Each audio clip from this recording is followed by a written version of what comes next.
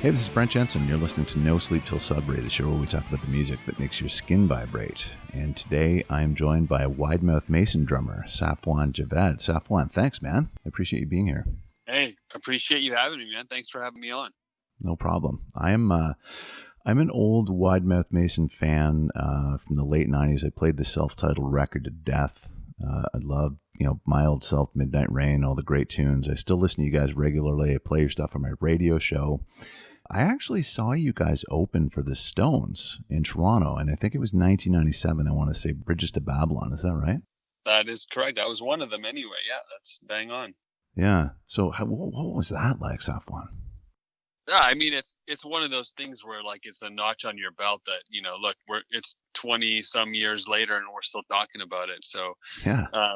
I think it's kind of this mark that you wear proudly and feel good about. It was a really interesting experience for us. We were just three dudes from Saskatchewan touring back and forth Canada regularly with the occasional US tour and an occasional, show or two in Europe. And that was kind of our lives. And so to all of a sudden be on an enormous stage with an enormous audience with, arguably the biggest band in the world was an interesting and unique and new jump for us. I think we, in terms of playing and getting up there and doing our thing, for us, it kind of doesn't matter where we are. It always turns back into us just playing music. Yeah. It's more the sort of peripheral stuff around it, like the enormity of like, the setup of the stage and the setup of the backstage catering, and then the setup of the inner sanctum for where the band eats and hangs out. Yeah. All that stuff was just like, it felt surreal in terms of how big it was. And even just the response of either fans of ours or just the general music fandom out in the world to, us doing that. It was, you realize just how far the reach of the Rolling Stones is when all of a sudden, it's just this wave after wave of people asking us about it, people interviewing us about it. We had the first show we did on that run, the Bridges to Babylon, was actually in Montreal. And when we pulled up to the venue, we were in like a 15-passenger van. All of us had just been sleeping in our different pews in that van. And we got out and rolled out and got to, we're about to go into the hotel, and paparazzi showed up, not looking for us, but looking for us in that they knew we were the openers when they saw us roll up. So they just wanted to see what we knew about where the Stones were, what they were doing, where they were eating, had we seen them yet? That's just a wave of questions. And it hit us then. It was like, whoa, this is so weird. We're not used to this as being our lives. This is normally we roll up, look for a bathroom, try to find some food and get clean and get ready for the show. So yeah, it was cool, man. And then, the capper on all of it was like Charlie Watts kind of reached out to us and brought us into that inner sanctum and was really kind to us. He had dinner with us and introduced us to the rest of the band. And that was a pretty cool experience, just to see that this guy whose life is, again, so weird compared to most people's lives. We were sitting having dinner with him, and his assistant showed up with a whole bunch of pictures of photographs. And she's like, "Oh, Mr. Watts, here are the pictures from the island." Uh-huh. And he just looks over at her kind of confused and says, "What island is that?" And she's like, "Oh, the one you purchased last month." And he still looked confused, like, "Oh, which one did I purchase last month?" So it's like, I'm looking over his shoulder and there's like pictures of wild horses running on a beach on some island that he doesn't remember purchasing. I'm like, that's a different life than mine. That is absolutely surreal. But really cool, right? Cool that that guy God. is like being really mellow with us and, being just very hospitable and generous and kind and warm. Yeah. There's absolutely nothing better than that, Safwan, than meeting, somebody that you respect and finding out that they're actually worthy of your respect, right? That's the best, man. It's the flip side of the coin of where you meet someone that you really, enjoy their output artistically, and you meet them and they're kind of jerks. But the flip side is this one where you meet them and you're like, this is a great person. Thank God. Yeah, that is so cool. You guys were no stranger to that. You opened for ZZ Top too. We did. We've done a couple of tours with ZZ Top. One at the very beginning of our kind of run, and then one we did in 2010. Gordie Johnson was our bass player, and that was awesome. The second one was awesome because Captain Billy Gibbons, as we called him, was again, he befriended us and would reach out to us consistently on days off, and we'd go and have drinks with him and have dinner with him, and That's awesome.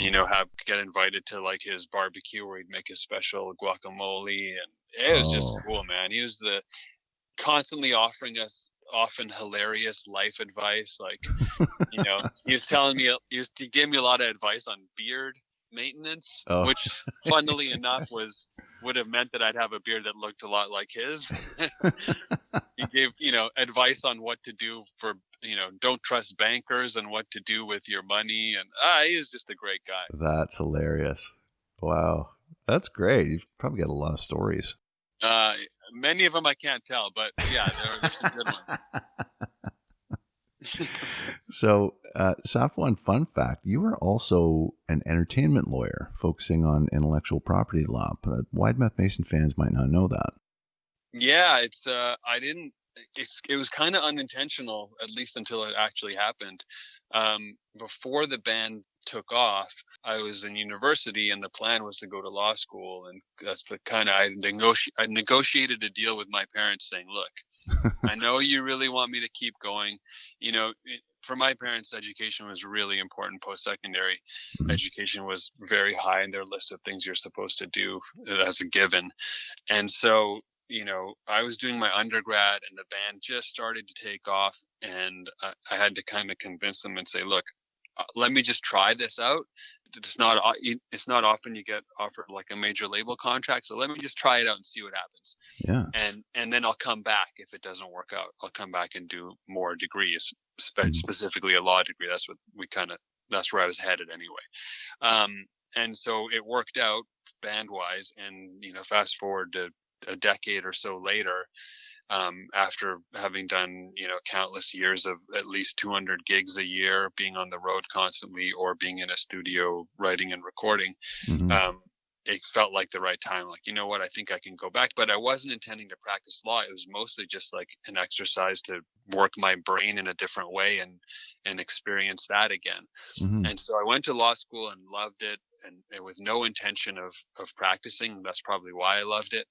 I just took classes that were interesting to me, or that related back to my life as a guy in Wide Mouth Mason. And then I kind of got to the end and thought, well, I basically run like 3/4 of a marathon. Like, I think I should just finish it, and I did. And then sort of a series of fortuitous happenings happened, and suddenly I was a music lawyer. Wow. And it's worked out well. Like the two obviously complement each other in that they're in the same sphere. I deal with a lot of the same people, whether I'm dealing with them as a guy in this band and co-managing this band, or as a guy who's a music lawyer. And so, yeah, I feel like, early on in our life as Wide Mouth Mason, I didn't pay much attention to the business side of our ventures. And now that's kind of flipped on its head, where I pay a lot of attention to that because I'm better versed in it. Yeah, I think that's fantastic. Yeah.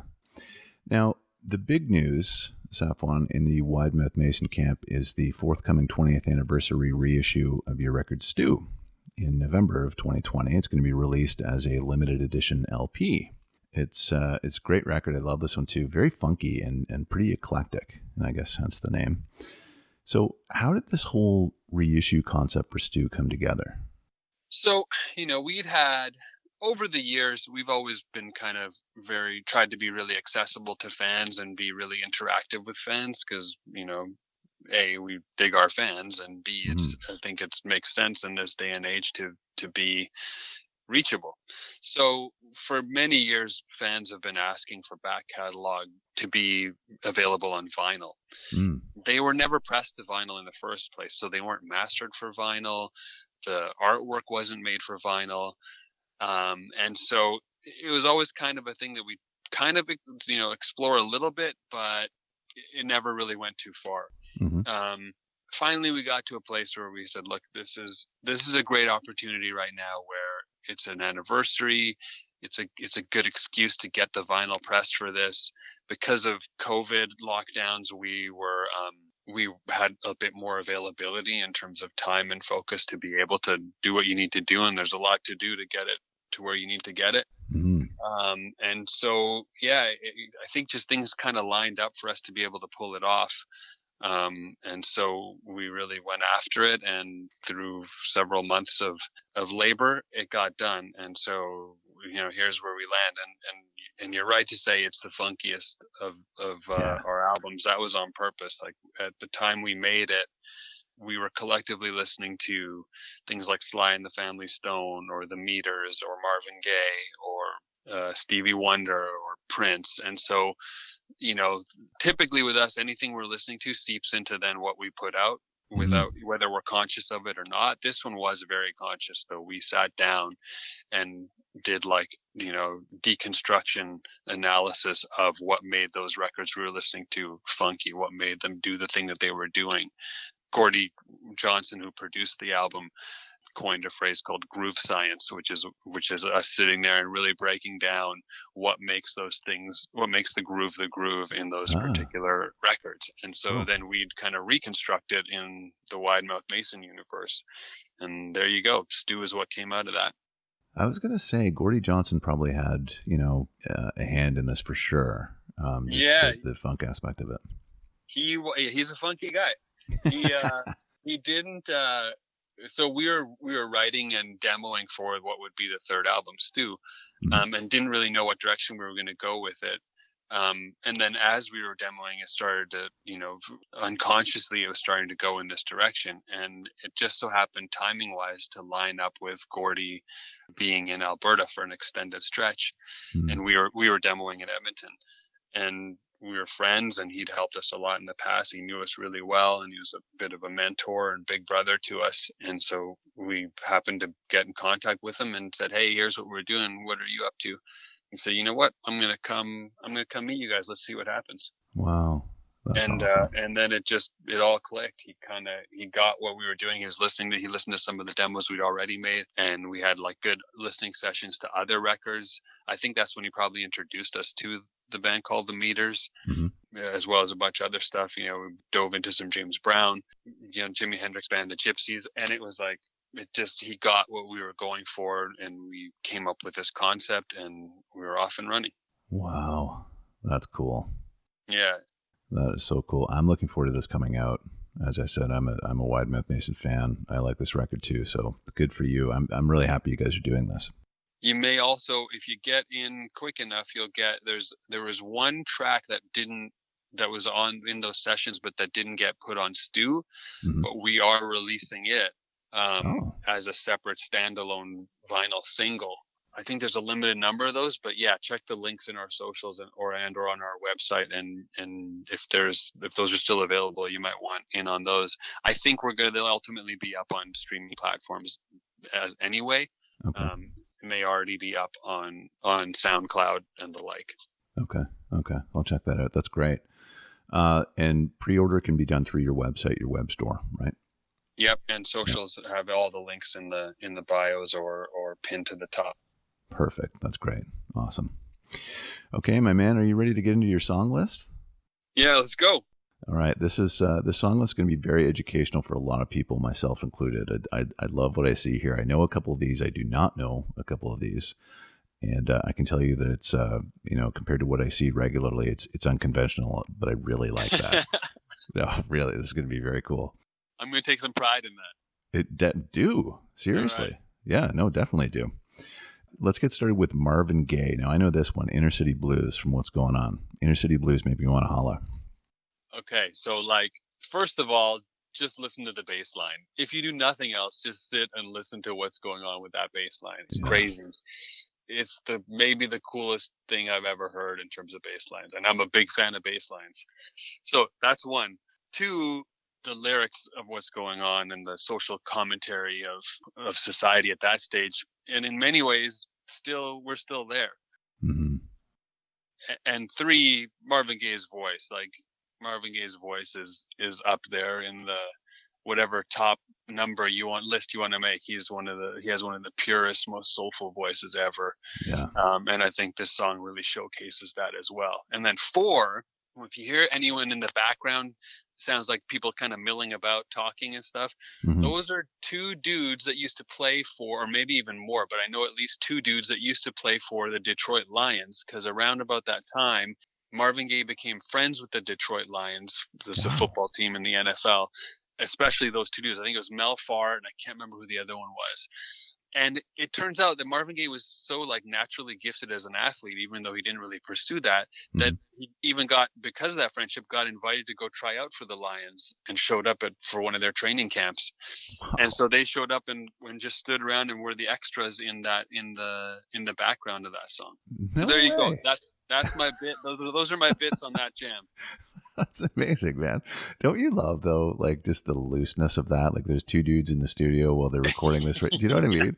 Like that was the time all that stuff happened in the early '70s, and it was just like all those Rolling Stones records. You know, like you can hear chairs moving on the floor and Yeah. stuff like that. You know what I mean? I love that. It's so organic. Yeah, it's you don't. It goes to show, you don't need to be precious. Certainly not to be funky. Yeah, right. Exactly, Yeah. and that comes through on this record. And this is the last song on What's Going On, and right at the very end, it segues into the song What's Going On, which leads off the record. I've always loved that about this. Yeah, it's such a cool. The whole album is great. I would have put the whole album on if we were doing albums. Yeah, It's such a fantastic, fantastic album. Anyone who hasn't checked it out, you got to like listen to the whole thing. It's deep, it's soulful, it's just a classic album. totally. Yeah. Next is Black Uhuru and Anthem. This is cool. Jamaican reggae, right? It's Yep. 1972, I want to say.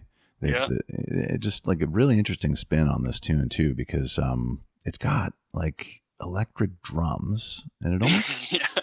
it almost sounds like an early '80s guitar sound at the very beginning of the tune for Yep. me. Yeah, It's very specific tonally to an era, and even more to a genre, and even more to those specific players. So let's start with the rhythm section. This is Sly and Robbie, which are drummer and a bass player, Jamaican reggae guys that are probably the best known rhythm section, certainly of that genre. hmm And they were considered sort of top of their class, still are to some extent. And they just had this chemistry and this vision for creating beds that were so rock solid and so robust in terms of making a pocket that that it was almost like trance-like to listen to it. It almost put you into under a spell. yeah, And this song typifies that. It's them kind of at their best doing their thing. And then they're in this particular track, obviously they're playing as the rhythm section for a band called Black Uhuru, which had Michael Rose as the lead singer during this era. And he too is an extremely unique fellow in terms of when you hear him sing, it can only be him. No one can emulate it. I don't think yeah. anyone should even try, probably.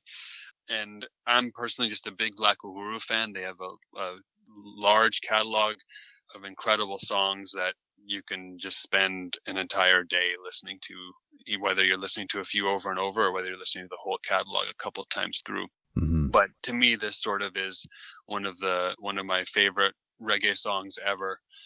And it just captures something and a certain feeling that can come from reggae that is more than just sort of having a cocktail at a resort on a Caribbean island. It's deeper than that. It's much deeper than that. And lyrically it's really cool. It's talking about sort of revolutionary ideas. It's talking about rebellion again. So it was timely then. It's probably timely now. Yeah, Yeah, great jam. yeah, definitely. I love this next one. Kool Moe Dee. I go to work like a doctor. I love this. It's bringing me back to high school. I go to work, man. The lyrical content in this is brilliant. Like his Yeah, flow is brilliant. What he's saying is brilliant. So this comes from that era of hip hop where almost every hip hop song was the rapper, or as they called them, MCs back in yeah, the day. The MC is basically bragging, like talking about how he sometimes there were she's, although there were less female MCs back in those days. It basically is the rapper or the MC talking about how great he or she is, that's right. and how they can beat everyone else and all that stuff.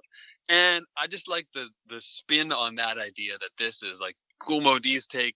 in this track is kind of colored more from the perspective of, this is my job, this is what I do, and this is how well I do it. And then I don't know, it's just it's one of those ones where it's like I can always listen to that jam. It'll put me in a great mood, and I'll for sure start dancing, and I'll for sure rap along to the lines that I can remember. Oh The yeah. production is super cool for that era. Yeah, it captures it captures the best parts, I think, of early hip hop, when it was just kind of nudging against mainstream listening. Yeah. So, back in the 80s, I grew up in a place called Sudbury. I don't know if you've heard of it. I've been to Sudbury many times. Oh, okay. See, that's where I grew up, and I was a hard rock and metal kid. Like I was into stuff like Maiden and Metallica and that sort of thing. But Kool Moe Dee kind of came onto my radar with Wild Wild West, because I thought it was just like, it kind of blew my mind a little bit. I was like, who is this dude? It was hilarious. And then I got into it with I Go to Work, and he had, if I remember correctly, I think he had a feud with LL Cool J. Do you remember this? Yeah, I'm trying to remember. There were always beefs, which was also great drama, right? It was so entertaining. So the Kool Moe Dee era would have been like, yeah, LL Cool J era would have overlapped. LL Cool J, I feel like, had beefs with several guys. Like, Oh I yeah. think he had beef with, I can't remember it, but I feel like he had beef with at least 3 or 4 guys that I can recall. But, it was like the Eric B. and Rakim era, the Big Daddy Kane era, Slick Rick. There are so many crazy, fun personalities, and all of them were just like hyping themselves. And yeah, how could you not have drama come out of that? It's very entertaining. But it was kind of fun back then too, right? It was almost like, I'd liken it to like WWF, like you said, like all the different characters, and they all have these feuds with each other. And if you look at, what is the record, How You Like Me Now? If you look at the album for that, it's Kool Moe Dee standing in the foreground. In the background, there's a Jeep, and under the front tire is that trademark Kangol hat that LL Cool J used to wear. Do you know what I'm talking about? It's pretty funny, seriously. Right under the front tires, it's like, How You Like Me Now? Pretty subtle. Pretty subtle, right? This is a great pick, man. I love it. I'm glad. All right, so your next one, you're gonna have to help me out, because these next two are absolutely they're hard to pronounce. Brand new to me. So is this Tinariwen? So the band's called Tinariwen. Okay. Tinarewan. Tinariwen. Okay. They are Tuareg nomads from Northwest Africa. Okay. And they were discovered in a refugee camp. They were just dudes living in a refugee camp in Libya, I think. Wow. And like, think about it, right?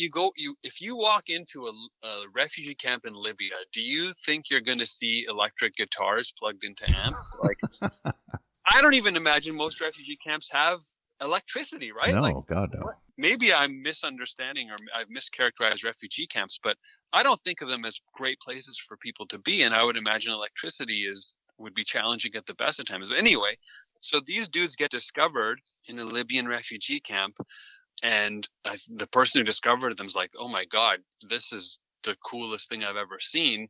The world needs to hear you. And so he took them, I think he was a French dude. So he took some recordings and went back to France with them, and things started rolling, and boom, these guys just exploded. Wow. And that's where I kind of caught wind of it a couple of years after that happened. So this would have been like late 2000s, I think. Okay. Maybe mid 2000s, somewhere in there. And this comes from an album called Iman Aman, which is Water is Life. Okay. The song's called Cler, Achel. And it falls into what's now been characterized as a genre called desert blues, because there are a bunch of dudes playing electric guitars in refugee camps in Northwest Africa. And so this is a thing, and there's other artists like Bombino is another artist in this genre. There's tons of them. If you just search desert blues, you'll find tons of artists like this. But this to me was like the seminal work. For me, it's the connection of this is what opened the door, that album, and this song is the first track on that album. And immediately upon hearing it, I was like, this is the coolest thing and the most different thing, yet feels strangely familiar, that I've ever heard. What an incredible find. Yeah, it blew my mind. And then so maybe 4 years ago, I got to go see them live here in Toronto at Massey Hall. Oh, wow. And it's in my top 3 of concerts I've ever seen all time. It just felt like I was transported to a different place, or like someone had slipped me magic mushrooms. Wow. That's cool. Remember, I was talking educational, man. I had no idea about this at all. It's mind-boggling, man. Like, listen to the album. It will blow your mind. It's so cool. I'm going to check it out. Yeah. Yeah. Wow. Your last tune also might need help with this one. Amjad Sabri and is it Rahat Fateh Ali Khan? Is that right? Yeah, so Amjad Sabri is one dude, and then Rahat Fateh Ali Khan is the other dude. These two are both descendants of kind of the 2 key figures or groups in the world of Qawwali, Qawwali, which is a type of music that comes from South Asia, Pakistan, and India mostly. Okay. It's a spiritual music form that originally came from the mystics of the area who were seeking connection to a higher power, not through prayer, not through liturgy, reading religious texts, but rather through this musical form. You've probably seen like the whirling dervishes of Turkey, where you see those dudes that are just spin around in circles. Yeah. Those are Sufi mystics too. They're doing the same thing, seeking connection with, the higher power via that trance-like dance. Okay. And so this musical tradition does the same thing via. It's a very repetitive and emotional type of music and singing. And so I got introduced to this through my father. This would be music that I would hear every Saturday and Sunday when I woke up. And the 2 big figures in this were, one guy was named Nusrat Fateh Ali Khan, who became quite well known outside of people who just listen to this kind of music. Okay. And did collaborations with like Michael Brooks and and Peter Gabriel, and kind of became known on the world scene. He died in the early 2000s, I think. And then there was another group. It was 2 brothers called the Sabri brothers, Ghulam Sabri and Farid Sabri. So the guy on this track, Amjad Sabri, is the son of one of those Sabri brothers. Both Sabri brothers are dead now. Okay. And the Rahat Fateh Ali Khan on this track, that dude is the nephew of Nusrat Fateh Ali Khan. So both of these dudes learned from those kind of seminal players in this genre. And this track is a modern rendition of a classic Qawwali song, which automatically has nostalgic value to me that can't be measured. And on top of that, it's performed in this place called Coke Studios in Pakistan, which is this really cool venture that is set up where modern musicians link up sometimes with sort of more the older generation of musicians, and or play songs of the older generations of musicians, but in a very modern studio setting, and it's videotape. So if you look up Coke Studios, on YouTube or anywhere on the World Wide Web, it'll come up. It's a big thing. It does really well. And so this track I like because the song itself is beautiful. These 2 guys' singing is, again, it's as good as singing gets. It's very pure and it's soulful and spiritual. And on top of that, it's in this really cool setting, which I think is a cool piece of what's going on in the country that was my parents' birth country. Wow. That's fantastic. Yeah. So the nostalgic aspect is certainly there for sure. It's huge, but also just like, if you just listen to these guys' voices, it transcends personal connection. It's like, it's just when you hear someone with a pure singing voice, how it has a certain power that crosses over language, culture, religion, race, all that stuff. That's so fantastic that you included this. This is a great list. Thank you for sharing that. I appreciate it, man. Thank you. No problem. And I enjoyed this chat. This is a lot of fun, man. I did too, man. It's a really cool format for doing this, and I appreciate you having me on. No problem. You can come back anytime. This has been great. I really enjoyed it. All right, deal. I'll have 5 more. Oh, hey, people come back 3 or 4 times. People have been on the show 5 times. You can't just do 5, Safwan. You can't. 5 is. It was tough, man. That was a stretch. I had to cut that list down. It hurt. Ron McLean came on, and he said he's been on like 3 or 4 times. He said, Brent, I have to bring 10 my first time. I've got 40 songs, and I cannot budge on this. I cannot drop any of these 40. So we had to do 4 shows of 10. Oh man, if I'd known that, I would have been coming hard. Next time. All Start right, a next new time. list. Deal. All right. Pre-order the 20th anniversary version of Stew from Wide Mouth Mason web store. The album's available November 27th. Wide Mouth Mason, Safwan, thank you so much for doing this. I really appreciate it. It's been fun, man. Thanks, Brent. Take care, man. All right, you too.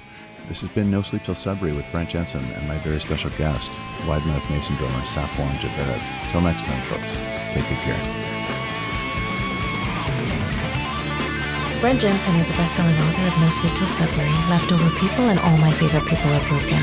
All titles available in stores and on Amazon worldwide.